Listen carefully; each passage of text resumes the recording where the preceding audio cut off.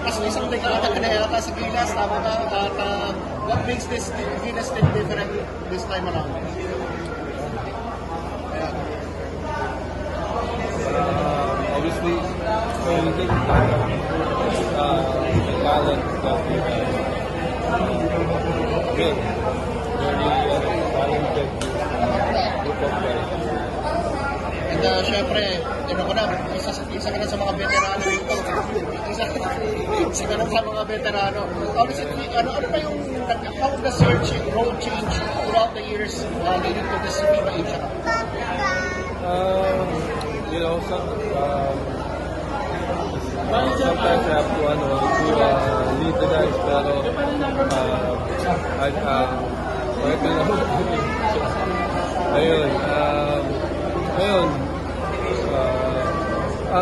I think fortunate lang ako kasi coach din, and then gusto niya parang sa practice yung sa sistema niya para sa mga bangga. So, ayun.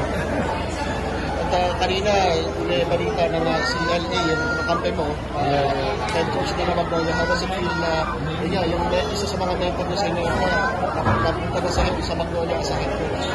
I'll always support him no matter what.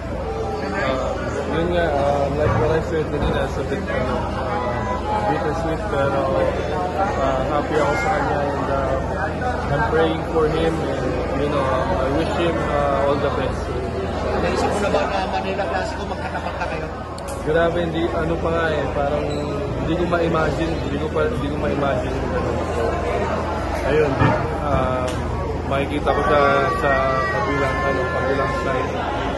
So, ayun, di siguro ako makakapaniwala.